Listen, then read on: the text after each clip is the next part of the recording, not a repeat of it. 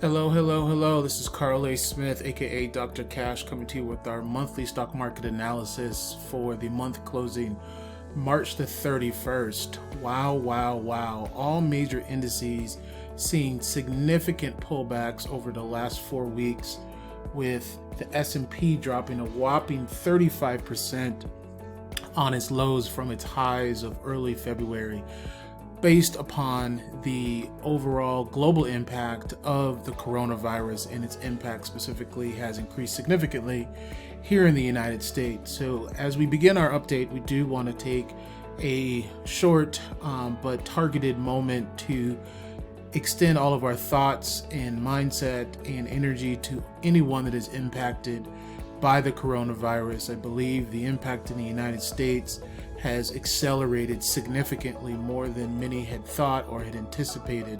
And each and every member of our audience, we do want to express, if there are any deaths in your own respective family, we do want to offer our sincere condolences to you, and also encourage everyone to realize that we will pull through this, as we have historically pulled together in times of major fallout within the United States and broadly across the globe. So with that, we do want to jump into our overall update for the month and take a look at where we were and where we have come from throughout this month. As stated on our opening just a few moments ago, we do want to highlight all major indices were down significantly month over month from our close, and we do want to kind of highlight some of the major ones that have seen some significance. Of all of our majors that we do track here, Russell 2000 came in at a whopping 22% down month over month, with a huge range of nearly 60 points, which is pretty significant on an indice that's roughly in your mid 100s as we opened up the month. At the same time, our broad S&P 500 came in at just above 13.5% on the downside, with a huge range of just greater than 95 points month over month, with extending the overall downward skew coming off of our February lows. So if you look at the S&P 500, and we'll dig into that momentarily in a little bit more detail, we have seen at its lows from March, from its highs, the S&P was down a whopping 35%, and the Russell was down a whopping 44% from its most recent highs. So significant selling from all aspects and all time frames that we have noticed over the last 4 weeks. And the tech-heavy Nasdaq coming in just with a short push downward of a little bit greater than 8.8% month over month. But look at the range on the far right hand side of the slide, very much extending volatility and very violent pushes back and forth, with a lot of indecision on the market, as institutions, kind of your intermediate traders, as well as the majority of your retail traders, showcase a significant amount of fear with the potential of additional downside coming in to April. Now, the last 2 weeks of the month, we did see a little bit of a rebound. However, is it something that can be maintained as we close out the quarter? There may have been just a little bit of window dressing where the institution stepped in and identified a bottom and began to kind of build up some assets to try to close out with any type of positivity for the closing of March. At the same time, significant and unprecedented engagement by the White House and Congress to try to provide some type of overall stimulus to ignite the economy and potentially drive additional purchases and capital engagement into the overall market. The $2 trillion, that's T with trillion, stimulus package was signed just last week by the White House as they approached a compromise type deal to help offset the fallout of the coronavirus outbreak. Additionally, the Federal Reserve announced open-ended asset purchases, basically stating they will do whatever is necessary to try to curb the selling, as well as signaling additional other measures to support the flow of credit to employers, consumers, and overall businesses here in the United States. So very aggressive movements by the Federal Reserve on top of their overall interest rate reductions, somewhat out of the blue and somewhat not absorbed by the market. So the market did not necessarily turn as those that would expect, given interest rate reduction as well as the Federal Reserve stepping in to make open-ended purchases of assets. So we do want to kind of watch out for the next few weeks to determine if we have reached a bottom and is there some opportunities for us to kind of step in continuation as we did close the last 2 weeks of the month on a little bit of a bullish type movement.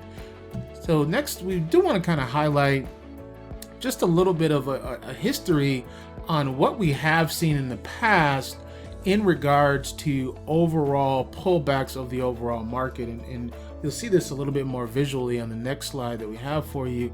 But I do want to kind of call out some of the most recent and some of the larger magnitude of the pullbacks that we've seen in the market, given larger amounts of fears. So, the first aspect here at the front side is the coronavirus. We don't necessarily understand what's the broader impact of that, but we do kind of call out visually two major ones that have had both significant financial impact as well as physical impact to the markets. However, we do not know how our current situation will unfold moving forward, but do want to kind of highlight that we have been here before, and this is an opportunity for those longer term investors as well as our kind of shorter term retail traders such as ourselves as opportunities to buy. So if we look back at 2008, we can see that we have seen some very significant sell-offs, and the pullback was almost 56% during that time frame. However, it took a little bit more of a year, over a longer period of time, to come back to actually see a 70% gain coming back off of those lows coming from the financial crisis. And then very similarly, I just call out two examples here of our Black Monday crash back in '87, where the market came down 26%, a little bit greater than 26% pullback, but then eventually moved forward a little bit greater than 23%. So do not want to diminish the overall impact financially. Do not want to diminish the impact both moralistically and health-wise of the coronavirus, as this is something that is not financially driven. This is health driven. So we don't necessarily know the longer term effects of the economy.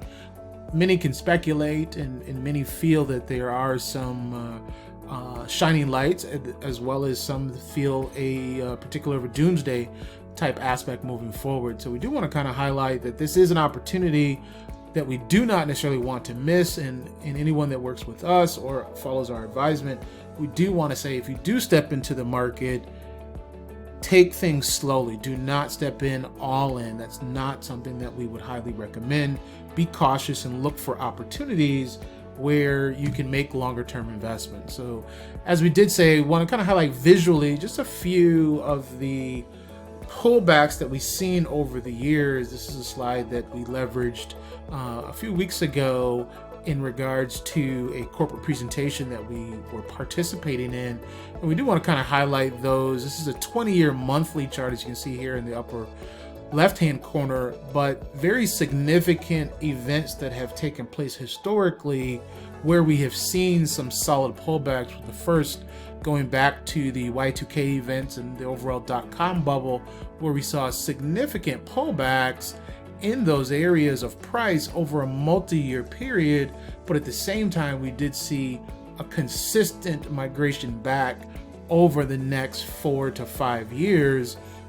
However, 2001, after 9/11, there were many individuals that felt that we would never recover from these lows here at the bottom. In actuality, we did. And exactly similarly, in 2008, many felt that we were not going to be able to recover from that aspect as well. So just want to highlight very quickly that there have been major pullbacks from major catastrophes and major disasters that have impacted the market and have increased the overall fear of the market. But at the same time, we have come back from those aspects. So if we take a look at the kind of roller coaster ride that we've been on over the last 11 to 12 years, we've had a very aggressive bullish market where nothing seemed to react and impact the market as we've seen in previous years. However, is this coming to an end after a very wonderful and profitable stance for many of those that have seen significant increases in their 401ks and their overall IRAs? However, this is something that we do need to be a little bit nimble on moving forward. So I do not want to give any type of advisement, yay or nay, on the overall direction of the market, but I can only give you what the charts tell us, and then I can only give you my specific opinion and perspective, and I'll have you make your own informed decisions on what you should do for your own individual portfolio. So as with that, we will start with our regular update, and we'll start off with the S&P 500. All right, we'll take a look at our S&P 500. As always, we'll start off with our 3-year monthly chart of the S&P. So you can take a look at exactly where the bulls stepped in over this last month very aggressively. This trend line here, you can see multiple times over the last 2 years, this trend line has really established itself. However, we did not exactly meet it, which could be an indication that the bears have stepped in to really kind of get a good footholding that will be retraced again over the next few weeks or so. No dispute that the bulls have stepped in very aggressively and have moved us back up into range, into value, but we do want to kind of highlight a very visual reference that dates back a number of years ago. So we'll expand this lens a little bit and you can see what we're talking about. Going back about 15 years, still on the monthly chart, you can see at this 220 level, very solid support that we have seen going back into the latter part of 2016, and that is held very strong. So a very visual reference where the bulls had stepped in to buy and are defending their position at that 220 level, and continue to see that moving forward. So for those that don't believe that technical analysis holds true, this is a clear example of something that if you are analyzing charts, you can see these types of references. Now, as we said in the start of the video, we have seen very aggressive selling for this past month, where we've seen the S&P down approximately 13.5% and a huge range of a little bit more than 95 points. So significant back and forth and a lot of volatility. We saw the VIX at almost 85 points, one of the second highest that I've seen in my trading environment. We'll take a look at that toward the latter part of the video, but just do want to kind of showcase this broad range that we have seen back and forth, but the bulls have stepped in very aggressively. But we do now have this broader pattern that has showcased to us that there is a lot of price discovery that is taking place, and there's significant amount of volatility that's still potentially there as we look to kind of get some footholding to have a clearer direction on the monthly chart. So just want to kind of highlight as we begin our analysis that we are seeing some consistencies indice over indice, and we'll showcase those as we move forward. But we do want to also highlight that there still is some potential for us to roll back over and retest some of these lows. And also, we also want to highlight that there is some type of potential for the bulls to kind of lose their momentum coming into the remainder part of the first week of April as we closed out our first quarter and third month of the year. So there is something that we do want to kind of highlight as prices come into our 200-week moving average here at roughly about 266, and mathematically we do see some type of potential retracement back as we butt exactly up to our 61.8 retracement.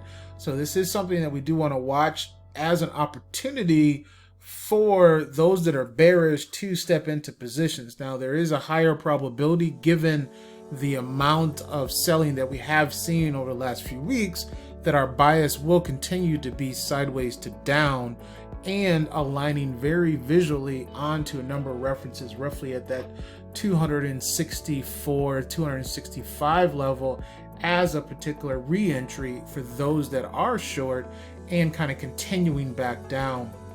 You can kind of see that a little bit more as we dig into the daily chart, just that we have butted up right up to our 20 period moving average, and just today and last day, Monday, seeing some type of resistance or ceiling that prices cannot move just that much higher.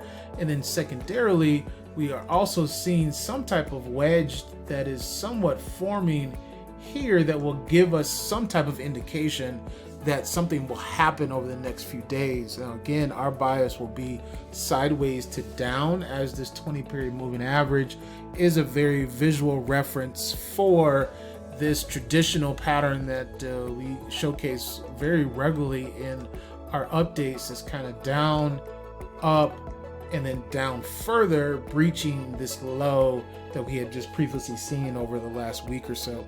So we want to watch this on the S&P, but still significant down range with a little bit over 13.5% down from the beginning of the month, with a huge range of a little bit more than 95.5 points.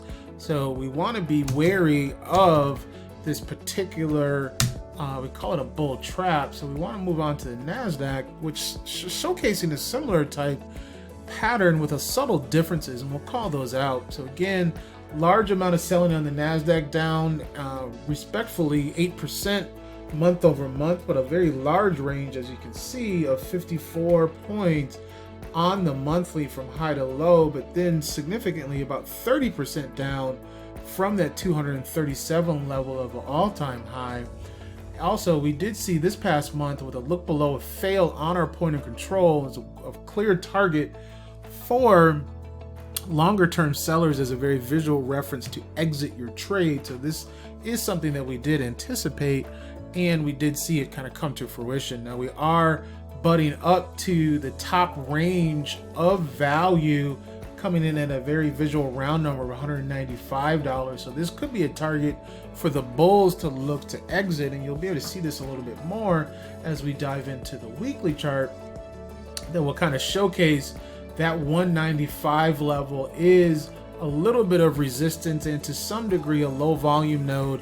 But if we step back, we can kind of see this level is a clear resistance going back into July as an area of some type of ceiling that needs to be breached for us to continue.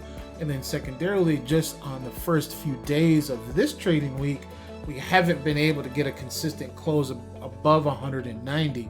However, what we did want to bring your attention to, and this is something that you've probably identified in your analysis, is this trend line here. We've had a number of days where we have closed above this trend line, so we are technically not in a bullish trend given the breach of this trend line going back multiple weeks. However, the bias is still to the downside and very much coming to fruition if we cannot close throughout the remainder of this week above 193 and then roughly that 195 level.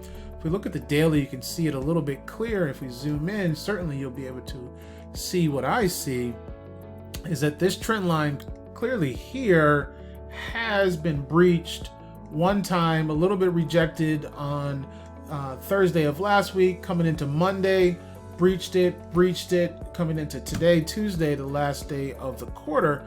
So we have seen this trend line broken with a number of auction closes multiple days on top of that, but at the same time we haven't been able to hold consistently above this 20 period daily moving average, which is a visual reference for us. So we do want to indicate our bias will be sideways to down, and we do see a very similar type wedge pattern kind of forming along the same lines that we saw in the S&P, but it's something that we do want to kind of watch. If there is some type of breach beneath this, we do see a retest of at least the value area low on the daily, which is coming in about 170, if not doing a retest down towards our ultimate lows of 164, 165 area. So the Nasdaq was down just short of 9% for the month, but a pretty big range, and some big names that institutions took a look at as being undervalued and as an opportunity to kind of step in and drive prices just that much higher. Now, very similarly on the Russell, heavily weighted US stocks, we did see a consistent trend line being held here, just as we saw it, and very visually the bull stepped in to identify an area to hold the line and step in and drive prices just that much higher.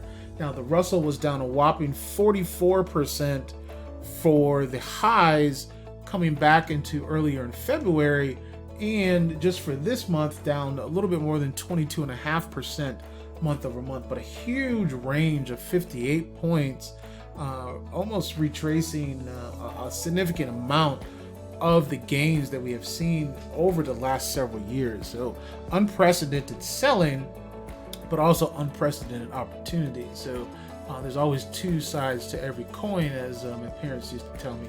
But one thing we do want to highlight here is that if there is going to be some type of broader indice retracement back to highs, the Russell will be one of those that we do want to kind of keep our eye on, specifically for US. And some targets to kind of watch would be some type of retest back up to this range to identify it back into like $136 level. So if the bulls do be able to kind of control the auction, we do see some type of retest to this high and then coming up to our 20-week period moving average. Now, if that can't transpire, we do see some type of rollover, at least back to this trend line, if not retesting these lows back at 95. So our bias is a little bit more sideways to up on the Russell, given all things being held equal. If there are some additional stimulus activities that will take place from the administration, we do kind of want to watch that and identify if there is some opportunity for us to take advantage of that as well. We'll take a look at the daily to kind of conclude on the Russell. We'll zoom in just a little bit. So you can see clearly that the 95 level has been retested multiple times and is held very strong and has been clearly rejected. Now, at the same time, we do see a little bit of a slowdown, at least in the last 2 days, for the Russell as we kind of come up to some type of resistance. And we do identify, at least from today, the last trading day of the month, that we did close relatively close to where we opened and formed a doji type pattern, which is an indication potentially of this broader uptrend coming to a close. So again, this could be something very consistent that we see time and time again, kind of this downward pattern, bull step in and get beat down, and then the bears kind of overcome that and bring prices down much lower. So this is something that could be a window into the future as we are sandwiched right between our 9-period moving average and our 20-period moving average as some type of kind of wedge to allow us to make some type of determination. And if we do breach some of these levels, it would be a drop below this particular level, which is roughly $111. So if we do see a little bit of a rollover in the Russell, this could be an indication for continued selling with the other indices. And we will move on to the Dow and take a look at what's taking place there. And we'll move on to a 3-year monthly chart. Again, very similar to something that we've been repeating all throughout the video. Longer term trend lines are holding, and what we saw in the Dow is a look below and fail and kind of a push back up into range and getting some price acceptance into higher levels. So on the monthly chart, we do want to watch that 234, 235 level as a potential opportunity for some type of resistance, as it is value area low. And if we make it back in throughout value, we would target the point of control, which is roughly 250 and on the monthly, to have a secondary type target. But again, we do see this broader megaphone type pattern or broader trapezoid type pattern that is unfolding on all of our indices. And it's something that we consistently see, that indices kind of float together. Now there's some overlap with a number of underlying equities. However, it is something that we have identified, and this helps us kind of put the clues together to come up with a broader hypothesis. And then secondarily, what we do want to highlight is, again, some type of resistance that we are seeing right at that 61.8 retracement on the weekly chart as a potential for us to roll back over and breach our lower lows. Now, if we do see some type of bullish continuation throughout the remainder of this week, our first target would be that 239, 240 level, as that maps right into our 200-week moving average as a price target. Or if things continue to move back, we do see a retest of that 182, if not traversing back down. But this trend line will be retested at some point, and we can kind of see that a little bit more if we look at the daily and just kind of zoom in a little bit to kind of help you understand why our hypothesis is the way it is.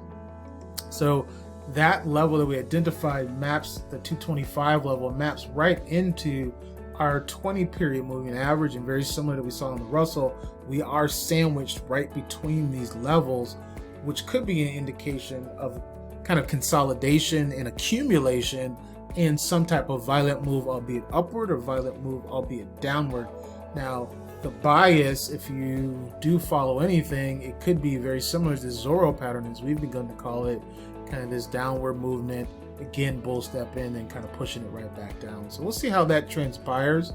And again, very significant down move on the Dow, 14.6% month over month, and a huge range of a little bit greater than 89 points. So we do want to watch the Dow, and we will conclude our video with gold, and we'll move back our lens to a kind of 3-year monthly, so you can still see very visual references that are holding solid, with gold stepping in and the bulls of gold right at a very visual reference of our value area high over the 3 years. And gold is seen as some type of a hedge of our broader indices, so they're kind of inversely proportional on the average. So as our indices go down, gold typically goes up. But there were a number of weeks throughout the month where gold was down very aggressively, similarly to our broader indices, and has kind of retraced itself over the last few weeks. And as things somewhat are realized to kind of stabilize, but we do feel that gold is still going to be in this broader range. Now, month over month, gold was only down 1%, 1.3%, but it had a huge range of roughly 23 points. And that's something that we do kind of want to watch, as that's almost 20% of our overall prices, is that overall range throughout the month. So what do we see for gold? We do see gold as a potential to kind of retrace and kind of move back into this some type of trading range type pattern, where we're seeing both a push and a pull, where the bulls get some and the bears get some. Obviously, starting off on this week, we do see a little bit of a sell-off on gold, as we kind of see a little bit more of a resistance, kind of this wedge type pattern as well. But we still are longer term bullish for gold.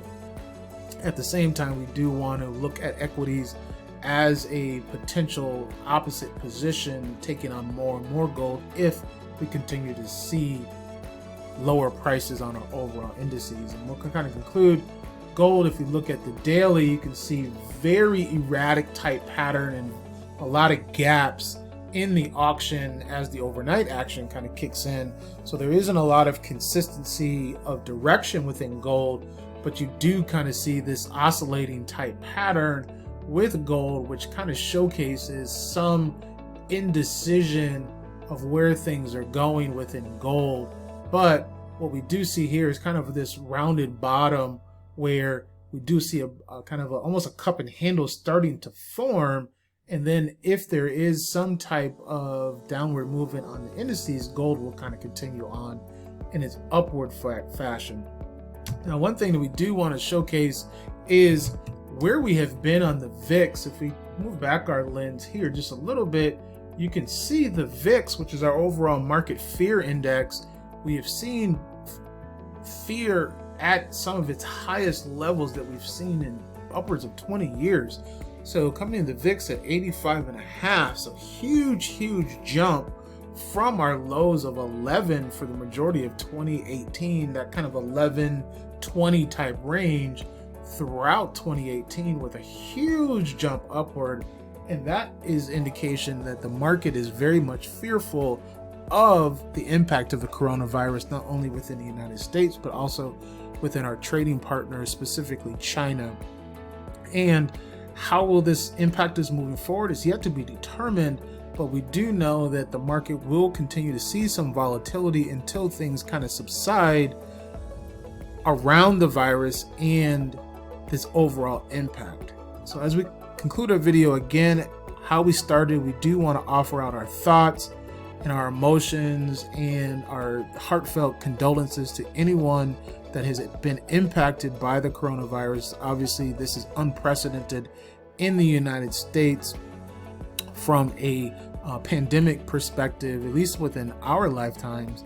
So we do want to watch this moving forward, and it has and will continue to have impact on the overall financial markets. However, the charts leave clues, and our job is to try to interpret those and come up with hypotheses to anticipate movement and take advantage of those opportunities to generate revenue. As with always, it is your money and it should be under your control. Take care.